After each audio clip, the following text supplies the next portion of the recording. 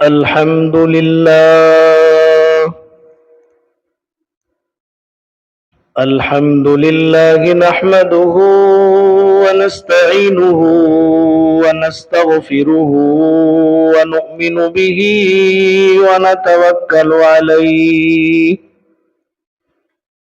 ونعوذ بالله من شرور أنفسنا ومن سيئات أعمالنا.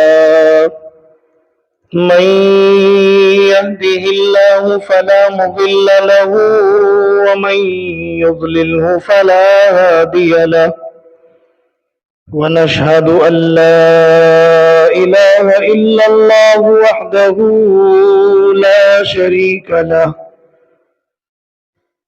ونشهد أن سيدنا وسندنا وحبيبنا محمدا عبده ورسوله،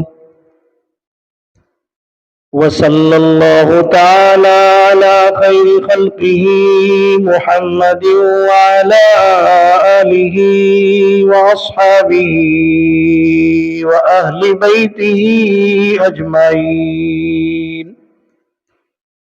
برحمتك يا أرحم الراحمين. وقال الله سبحانه وتعالى: أعوذ بالله من الشيطان الرجيم، بسم الله الرحمن الرحيم. قد أفلح من تزكى وذكر اسم ربه فصلى، بل تؤثرون الحياة الدنيا والآخرة خير وأبقى، إن هذا لفي الصحف الأولى صحف إبراهيم وموسى. وقال النبي صلى الله عليه وسلم: إن الغنى غنى النفس. صدق الله ورسوله النبي الكريم. عمل سے زندگی بنتی ہے جنت بھی جہنم بھی، عمل سے زندگی بنتی ہے جنت بھی جہنم بھی، یہ خاکی اپنی فطرت میں نہ نوری ہے نہ ناری ہے۔ ملت اسلامیہ کے نوجوان فرزندوں، اللہ تبارک و تعالی نے اس دنیا کے اندر ہم سب کو بہت سی ذمہ داریوں کو پورا کرنے کے لیے بھیجا ہے۔ آج ہم سب کا دنیا کے اندر رہتے ہوئے یہ نظریہ بنا ہوا ہے، ہم میں سے ہر ایک شخص کامیابی تلاش کر رہا ہے، لیکن کامیابی تلاش کرنے کے نظریات ہم سب کے الگ الگ ہیں۔ کسی کو ضرورت مکان کی ہے، اگر اسے مکان مل جاتا ہے تو وہ یہ سمجھتا ہے کہ تو کامیاب ہو گیا۔ کسی کو ضرورت دکان کی ہے، اگر اسے دکان مل جاتی ہے تو وہ سمجھتا ہے کہ تو کامیاب ہو گیا۔ کسی کو ضرورت نکاح کی ہے، جب وہ نکاح کر لیتا ہے تو وہ سمجھتا ہے کہ تو کامیاب ہو گیا۔ کسی کو ضرورت تجارت کی ہے، اسے جب اچھی خاصی تجارت کا کام مل جاتا ہے تو وہ سمجھتا ہے کہ تو کامیاب ہو گیا۔ اسی طریقے سے کسی کو ضرورت، میرے عزیز دوست، روپیوں اور پیسوں کی ہے، اگر انہیں روپیے اور پیسے مل جاتے ہیں تو وہ سمجھتے ہیں کہ ہم کامیاب ہیں۔ لیکن میرے دوستوں، بزرگوں، ملت اسلامیہ کے غیور فرزندوں، آپ ذرا توجہ کیجئے اور دھیان سے سنیے بات۔ کہ ایک تو ہمارا نظریہ ہے، ہم جس نظریے سے کامیابی کو ڈھونڈ اور تلاش کر رہے ہیں، ایک نظریہ وہ ہے جو اس خالق کائنات نے، جس نے مجھے اور آپ کو، اس زمین و آسمان کو اور اس کے اندر بسنے والی تمام مخلوقات کو پیدا کیا ہے، ایک نظریہ وہ رب العالمین، وہ خالق کائنات اپنے قرآن میں پیش فرماتا ہے۔ چنانچہ رب کریم کا یہ فرمان ہے، قد افلح من تزکا وذکر اسم ربہ فصلی بل تؤثرون الحیاۃ الدنیا والآخرۃ خیر وابقی۔ اللہ رب العزت فرماتا ہے کہ یقیناً وہ شخص کامیاب ہو گیا جس نے اپنے باطن کو پاک کر لیا، جس نے اپنے نفس کو پاک کر لیا، جس نے اپنے دل کو دھو لیا، وہ یقیناً کامیاب ہو گیا۔ اب دل کو دھونے کا مطلب کیا ہے؟ دل کے اندر میرے دوستو بزرگوں دنیا کی محبتیں بیٹھی ہوئی ہیں، خواہشات اور لذات کی محبتیں بیٹھی ہوئی ہیں۔ یہ نفس یہ خواہش پرستی کی طرف اگر چل رہا ہے تو اسے پاک کرنے کی ضرورت ہے۔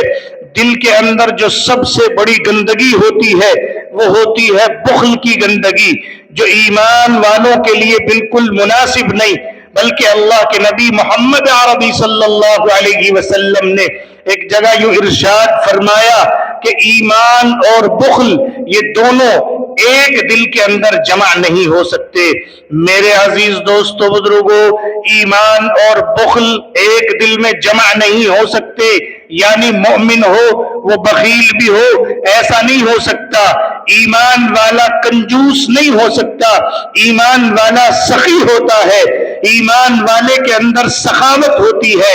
اگر کوئی شخص کلمہ پڑھنے والا بخیل ہے، کسی کے اندر سخاوت نہیں ہے، تو اس کے لیے رب کائنات نے یہ اعلان کر دیا ہے کہ وہ اپنے نفس کو، اپنے دل کو پاک بنا لے، اس لیے کہ بغیر دل کی پاکیزگی کے، بغیر دل کو پاک کیے ہوئے انسان کامیاب نہیں ہو سکتا ہے۔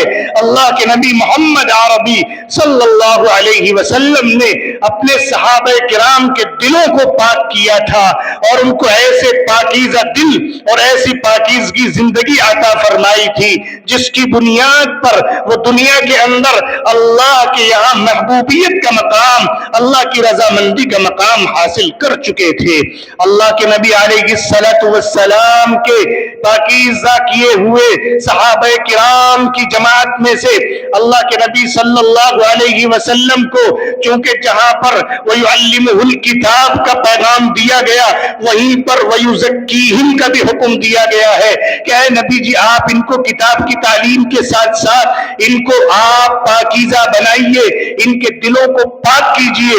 اس لیے اللہ کے نبی محمد صلی اللہ علیہ وسلم نے صحابہ کرام کو پاکیزہ بنایا تھا۔ ہر ایک صحابی سخی تھا، سخاوت کرنے والا تھا، حتیٰ کہ حدیث پاک میں ملتا ہے اگر کسی صحابی کے پاس خرچ کرنے کے لیے کچھ نہیں ہوتا تھا تو وہ صحابی بازار میں جاتے، مزدوری کرتے اور پھر وہاں سے جو کچھ آمدنی ان کو ہوتی اس کو اللہ کے راستے میں خرچ کر دیا کرتے تھے۔ اس طرح سے اللہ کے رسول علیہ السلام نے صحابہ کرام کے دلوں کو پاک بنایا تھا۔ میں آپ کو صحابہ کرام کی جماعت میں سے ایسے صحابہ کرام کے واقعات سنانا چاہتا ہوں، بتانا چاہتا ہوں کہ دنیا کے اندر کس کس طرح کے اللہ کے نام پر خرچ کرنے والے لوگ موجود ہیں، کس کس طرح کے لوگ گزرے ہیں تاریخ کے اندر۔ اللہ کے نبی محمد صلی اللہ علیہ وسلم کی ہدایت یافتہ جماعت میں سے کس کس طرح کے سخی لوگ گزرے ہیں۔ ویسے تو اللہ کے نبی علیہ السلام نے ہر ایک صحابی کو یہ سخاوت والا عمل سکھایا تھا اور ایک سے ایک پڑھ کر صحابی ملتا ہے، لیکن میں آپ کو بتانے چلا ہوں کہ حضرت نبی اکرم صلی اللہ علیہ وسلم کے دور کے بعد خلافتوں کا دور جب شروع ہوتا ہے تو مدینۃ المنورہ کے اندر چند لوگ اکٹھا ہوتے ہیں اور جمع ہو کر یہ تذکرہ کرتے ہیں کہ اس وقت میں ہمارے مدینے کے اندر سب سے زیادہ سخی کون ہے، ہم یہ جانچنا چاہتے ہیں۔ چنانچہ ایک میٹنگ بیٹھتی ہے، چند صحابہ اکٹھے ہوتے ہیں، چند افراد ایک جگہ جمع ہو کر کے یہ غور و فکر کرتے ہیں۔ ایک نام آتا ہے عبداللہ ابن جعفر رضی اللہ عنہ کا، اور ایک نام آتا ہے حضرت قیس رضی اللہ عنہ کا، اور ایک نام ایک صحابی ہے نابینا صحابی، ان کا نام مجھے نہیں ملا ہے۔ یہ تین صحابہ کرام پیش کیے جاتے ہیں، ایک حضرت عبداللہ بن جعفر، حضرت قیس اور ایک نابینا صحابی۔ ان تینوں صحابہ کرام کے تعلق سے یہ بات آتی ہے کہ اس وقت میں مدینے کے اندر سب سے زیادہ سخی یہ لوگ ہیں، لہذا ممتحنین کی جماعت نے یہ طے کیا کہ ان لوگوں کا امتحان لیا جائے، ان لوگوں کو جانچا جائے، ان لوگوں کو پرکھا جائے اور دیکھا جائے کہ یہ کیسے سخی ہے۔ چنانچہ ایک شخص کو بھیجا گیا، عبداللہ ابن جعفر رضی اللہ عنہ کے گھر جا کر یہ آواز لگاتا ہے، عبداللہ ابن جعفر ہے؟ آواز آتی ہے ہاں عبداللہ ابن جعفر ہے۔ عبداللہ ابن جعفر رضی اللہ عنہ کا حال یہ تھا کہ وہ سفر میں جانے کی تیاری کر رہے تھے، انہوں نے اپنے خادم کو حکم دیا کہ تم میری اونٹنی نکال کر اس کے اوپر میرا سامان سفر لاد دو، اور سامان سفر کا مطلب یہ تھا کہ کم از کم 1 مہینے کے سفر کے لیے عبداللہ ابن جعفر جا رہے تھے۔ انہیں معلوم تھا کہ اس وقت میں راستوں کے اندر پانی نہیں ملتا، کھانے کا کوئی انتظام نہیں، آج کل جیسے جگہ جگہ پر ہوٹل بنے ہوئے ہیں، جگہ جگہ پر پانی کے انتظامات ہیں، اس وقت ایسا نہیں تھا۔ عبداللہ ابن جعفر رضی اللہ عنہ نے اپنا سامان سفر اونٹنی پر لدوایا ہوا تھا، اور عبداللہ ابن جعفر رضی اللہ عنہ کا حال یہ تھا کہ وہ اپنی اونٹنی پر سوار ہو کر چلنے ہی والے تھے۔ ایسے ہی آ کر کے انہوں نے آواز لگائی، عبداللہ میں ایک مسافر ہوں، مجھے ایک سواری کی ضرورت ہے۔ عبداللہ ابن جعفر رضی اللہ عنہ نے کہا ٹھیک ہے، تمہیں سواری چاہیے تو یہ سواری لے جاؤ۔ میرے دوستو بزرگوں، میں آپ کو بتانا چاہتا ہوں آج کے دور میں بھی لوگ سواریاں مانگتے ہیں، دوست نے موٹر سائیکل لے لی، اس کی کار لے لی، لیکن یہاں مانگنے کا تصور کچھ اور ہوتا ہے۔ یہاں مانگنے کا تصور یہ ہے، اور دینے والے کو بھی اس بات کا علم ہے کہ یہ اب لے جائے گا، شام تک واپس آ جائے گا، اب یہ میری کار لے کر جا رہا ہے، مجھے کل لوٹا دے گا، یہ امکان ہوتا ہے کہ واپس مل جائے گی۔ لیکن میرے عزیز دوستو بزرگوں، عبداللہ ابن جعفر کو یہ معلوم ہے کہ یہ جو مجھ سے سوال کر رہا ہے اب یہ سواری واپس آنے والی نہیں ہے، یہ چلی گئی تو چلی گئی۔ عبداللہ ابن جعفر رضی اللہ عنہ نے اس کے سوال پر یہ بھی نہیں پوچھا کہ یہ بھی نہیں کہا کہ میں تمہیں کچھ دیر کے لیے دوسری سواری کا انتظام کر دیتا ہوں، بلکہ وہ سواری جو اپنی ضروریات کے لیے اپنے ایک سفر کے لیے تیار کی ہوئی تھی اس کے سوال پر فوراً اسے عطا فرما دی۔ یہ حضرت لے کر کے جو ہے ان ممتحنین کے پاس پہنچے اور جا کر کہا کہ میں عبداللہ ابن جعفر کے پاس گیا تھا اور ان کا حال اس طرح کا تھا کہ وہ سفر میں جانے والے تھے۔ یہ صاحب پھر دوسرے صحابی حضرت قیس رضی اللہ عنہ کے گھر پہنچتے ہیں، آواز لگاتے ہیں کہ حضرت قیس ہیں۔ اندر سے آواز آئی حضرت قیس تو نہیں ہے۔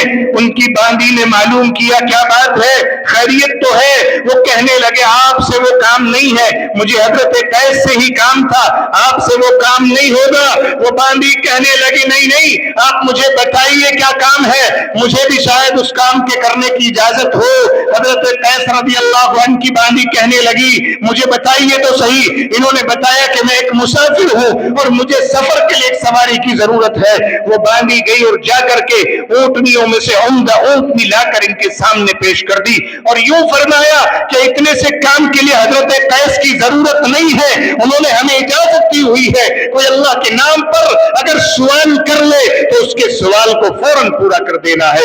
یہ صحابی اونٹنی لے کر کے وہاں پہنچتے ہیں اور جا کر ان کا حال بیان کرتے ہیں کہ قیس تو گھر پر نہیں تھے، باندھی نے اونٹنی عطا فرما دی ہے۔ اس کے بعد میرے دوستوں بزرگوں اور ہندوستان کے مسلمان مالداروں، میں آپ کو یہ کہنا چاہتا ہوں کہ آپ چند روپیے مدرسوں میں دے کر یہ سمجھتے ہو کہ ہم نے اس مدرسے والوں پر احسان کر دیا ہے، آپ یہ سمجھتے ہو کہ یہ مدرسے ہماری وجہ سے چل رہے ہیں، نہیں، یہ آپ کا برا خیال ہے، آپ کی یہ سوچ غلط ہے۔ میں آپ کو بتا دوں، آپ اپنی ضروریات سے بھی بالکل ایسا زائد مال جو ہوتا ہے وہ آپ اللہ کے نام پر خرچ کرتے ہو۔ بہت سے مسلمان ایسے ہوں گے جو اللہ کے نام پر اپنی ضروریات اصلیہ کو چھوڑ کر بھی خرچ کرتے ہیں، لیکن اکثریت ہندوستان کے مسلمانوں کی یہ ہے کہ جو زائد مال ہی اللہ کے نام پر، بلکہ جس کو بیکار سمجھا جاتا ہے، وہ اللہ کے نام پر پیش کیا جاتا ہے۔ میں آپ کو بتا دوں، یہ نابینا صحابی کے گھر پہنچتے ہیں اور یہ نابینا صحابی کے گھر آواز لگاتے ہیں، معلوم ہوتا ہے وہ تو نہیں ہے، وہ تو مسجد میں جا رہے ہیں نماز پڑھنے کے لیے۔ میرے دوستوں بزرگوں، یہ سوال کرنے والا، یہ سائل جب راستے میں جا کر ان نابینا صحابی سے کہتا ہے مجھے اللہ کے لیے ایک سواری کی ضرورت ہے، وہ نابینا صحابی دو ساتھیوں کے ساتھ اس طرح سے ان کے کاندھوں پر ہاتھ رکھ کر چل رہے تھے، اس لیے کہ ان کے گھٹنوں میں تکلیف تھی اور خود جو ہے بیمار تھے، نابینا بھی تھے، انہیں ضرورت تھی ان دونوں کی، جس کے کندھوں پر ہاتھ رکھ کر یہ سفر کیا کرتے تھے، چلا کرتے تھے۔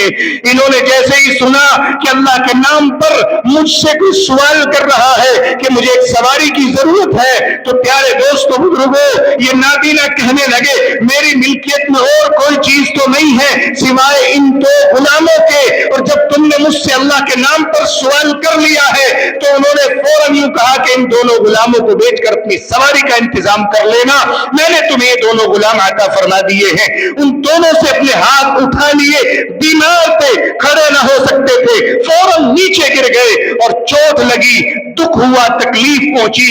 یہ سوال کرنے والے کہنے لگے مجھے سواری کی ضرورت نہیں ہے، آپ ان غلاموں کو استعمال کیجئے، ہم نے تو بس مدینے کے اندر بیٹھ کر چند لوگوں کو اس طرح سے جانچنا اور پرکھنا چاہا تھا کہ اللہ کے نام پر قربان کرنے والے، اللہ کے نام پر مال دولت دینے والے آج بھی کس طرح کے لوگ موجود ہیں۔ ہمیں معلوم ہو گیا ہے کہ آپ ایک ایسے اعلیٰ درجے کے سخی ہیں کہ دنیا کے اندر آپ جیسا سخی اس وقت موجود نہیں ہے۔ میرے عزیز دوستو بزرگوں، یہ جا کر کے انہیں سناتے ہیں اور ان سے جا کر کے یہ کہتے ہیں کہ ان کا حال یہ تھا کہ ان کی ملکیت میں ان دو غلاموں کے علاوہ اور کوئی چیز نہیں تھی جو انہوں نے اللہ کے راستے میں قربان کر دی۔ آج اللہ کے نام پر اگر ہم سے سوال کیا جاتا ہے تو ہم سوچتے ہیں کہ اگر آج خرچ کر دیا گیا تو کل کہاں سے آئے گا۔ پیارے دوستو بزرگوں، یہ ہمارا اگر جیب پر یقین ہے تو ہم بہت خسارے میں ہیں۔ ہمارا یقین اللہ کے خزانے پر ہونا چاہیے، ہمارا یقین اللہ کی ذات عالی کے ساتھ ہونا چاہیے، اور ہمارا تعلق اسی وقت صحیح طور پر قائم ہو سکتا ہے جبکہ ہم اللہ کے لیے اپنے مال کو صحیح طور پر خرچ کرنے والے بنیں گے۔ میرے عزیز دوستو، اللہ کے نام کی کون قیمت لگا سکتا ہے؟ اللہ کے نام پر اگر کسی سے کچھ سوال کیا جائے تو یقیناً اس کو اپنے آپ کو ہی پیش کر دینا چاہیے۔ کیوں؟ اس لیے کہ دنیا کے اندر جب کسی نے اللہ کے یہاں محبوبیت اور خلیلیت کا مقام حاصل کیا ہے تو وہ مقام ایسے نہیں ملا بلکہ انہوں نے اپنے آپ کو پیش کر دیا ہے۔ ایک مرتبہ حضرت ابراہیم خلیل اللہ جنگل کے اندر بکریاں چرا رہے تھے۔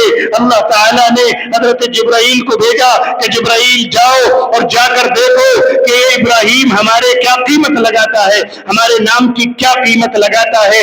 حضرت ابراہیم جنگل میں بکریاں چرا رہے تھے اور حضرت جبرائیل علیہ السلام ادھر سے بآواز بلند سبحان اللہ و بحمدہ سبحان اللہ العظیم کہتے ہوئے گزرے۔ حضرت ابراہیم نے جب اللہ کا یہ کلام ان کی زبان سے سنا تو فوراً اس طرف متوجہ ہوئے اور کہنے لگے اے جانے والے، ذرا یہ کلام کو ایک بار اور سنا دے، تیرے اس پڑھنے کے اندر اتنی لذت آئی، اتنا مزہ آیا کہ میرا ایک مرتبہ اور سننے کو دل چاہ رہا ہے۔ انہوں نے کہا پہلے میں نے اپنی مرضی سے سنایا تھا، لیکن اب میں اپنی مرضی سے نہیں سناؤں گا بلکہ سنانے کی قیمت لوں گا، اور تم بتاؤ کیا قیمت دو گے؟ حضرت ابراہیم کہنے لگے میرے پاس ایک بکریوں کا ریوڑ ہے، میں اس ریوڑ کو آدھا ریوڑ تمہیں دے دیتا ہوں، تم ایک مرتبہ میرے رب کا کلام یہ دوبارہ سے میرے رب کی تعریف دوبارہ کر دیجئے۔ انہوں نے پھر کہا سبحان اللہ و بحمدہ سبحان اللہ العظیم۔ حضرت ابراہیم سن کر اور لطف میں آ گئے، کہنے لگے ایک مرتبہ اور سنا دے۔ وہ کہنے لگا اب کیا دو گے؟ کہنے لگے کہ میں یہ بکریوں کا آدھا ریوڑ جو بچا ہوا ہے وہ بھی عطا کر دوں گا۔ انہوں نے ایک مرتبہ اور سنا دیا۔ حضرت ابراہیم علیہ السلام نے کہا بھائی ایک بار اور سنا دے۔ وہ کہنے لگا تیرے پاس دینے کے لیے کچھ بھی نہیں ہے تو کیا دے گا؟ حضرت ابراہیم کہنے لگے میں آپ کے اپنے رب کے نام کی تسبیح سننے کے لیے اپنے آپ کو غلامی میں دے دیتا ہوں۔ ارے تجھے ان بکریوں کو چرانے کے لیے چرواہے کی ضرورت پڑے گی، لہذا میں تیری غلامی میں آ جاتا ہوں، تو ایک مرتبہ اور میرے رب کا نام سنا دے۔ انہوں نے پھر پڑھ کر سنا دیا سبحان اللہ و بحمدہ سبحان اللہ العظیم۔ میرے عزیز دوستو بزرگوں، میں نے آپ حضرات کو شروع میں قرآن پاک کی آیت سنائی قد افلح من تزکا وذکر اسم ربہ فصلی بل تؤثرون الحیات الدنیا۔ اللہ تعالیٰ فرماتا ہے کہ یقیناً کامیاب ہو گیا وہ شخص جس نے اپنے دل کو پاک بنا لیا، اور دل پاک ہوتا ہے سب سے پہلے دنیا کی محبت دل سے نکالنے سے، دل پاک ہوتا ہے سخاوت اختیار کرنے سے، دل کے اندر پاکیزگی آتی ہے بخل اور کنجوسی کی بری عادت کو چھڑانے سے۔ اسی طریقے سے اللہ تعالیٰ نے قرآن میں فرمایا وَذَكَرَ اسْمَ رَبِّهِ، اپنے رب کا نام لیتا ہے یعنی اللہ کا ذکر کرتا ہے۔ اسی طرح قرآن پاک میں ہے کہ وہ صبح شام اللہ کی تسبیح کرنے والے ہوتے ہیں۔ اس لیے میرے عزیز دوستو بزرگوں، دل کی پاکیزگی جہاں پر دنیا کی محبت دل سے نکالنے سے ہوتی ہے، وہیں پر دل کے اندر پاکیزگی پیدا ہوتی ہے۔ دل کے اندر پاکیزگی پیدا ہوتی ہے اللہ کا نام لینے سے، اللہ کا ذکر کرنے سے۔ اس لیے آپ حضرات سے میری درخواست یہ ہے کہ صبح شام تین تسبیحات کا خاص طور پر اعتبار کیجیے۔ ایک تسبیح تیسرے کلمے کی، استغفار کی اور درود پاک کی، یہ تینوں تسبیحات پڑھیے اور ان تینوں تسبیحات کے پڑھنے کا اہتمام کیجیے۔ اس کے ساتھ ساتھ اللہ نے قرآن میں آگے فرمایا فصلی، کہ یہ اپنے دلوں کو پاک کرنے والے بخیل نہیں ہوتے بلکہ سخی ہوتے ہیں، یہ ذاکر ہوتے ہیں، یہ مشغول فی ذکر ہوتے ہیں، اللہ کا ذکر کرنے والے ہوتے ہیں، قرآن کی تلاوت کرنے والے ہوتے ہیں، اور اسی طرح نمازوں کا اہتمام کرنے والے ہوتے ہیں۔ یعنی اگر کوئی آدمی کامیاب ہونا چاہتا ہے تو اس کے لیے لازم ہے کہ وہ اپنے مال کو اللہ کے راستے میں خرچ کرے، اس کے لیے لازم ہے کہ وہ تسبیحات کا اہتمام کرے، قرآن پاک کی تلاوت کا اہتمام کرے اور نمازوں کا اہتمام کرے۔ اللہ تعالیٰ پھر قرآن میں فرماتا بل تؤثرون الحیات الدنیا، کہ دنیا کے اندر اکثر لوگ ایسے ملیں گے جو ان چیزوں کو ترجیح نہیں دیں گے بلکہ دنیا کی چیزوں کو ترجیح دے کر کے دنیا کی طرف چلتے چلے جائیں گے۔ اس لیے مسلمانوں، میرا آپ سب سے یہی ایک پیغام ہے کہ آج سے آپ اللہ کے نام پر جب بھی آپ کو کہیں خرچ کرنے کا موقع مل جائے تو زیادہ سے زیادہ خرچ کرنے کی کوشش کیجیے، مدرسوں میں خرچ کیجیے، مسجدوں کی امداد کیجیے۔ اسی طریقے سے جہاں پر کوئی مسلمان پریشان ہو اس کی پریشانی کا حل نکالیے، اس کی مدد کیجیے۔ اسی طریقے سے اللہ کا نام لے کر روزانہ قرآن کی تلاوت کیجیے، تسبیحات پڑھیے اور نمازوں کا اہتمام کیجیے۔ دعا کیجیے اللہ تعالیٰ مجھے بھی آپ کو بھی ان باتوں پر عمل کی توفیق عطا فرمائے۔ آمین وآخر دعوانا ان الحمد للہ رب العالمین، والسلام علیکم ورحمۃ اللہ وبرکاتہ۔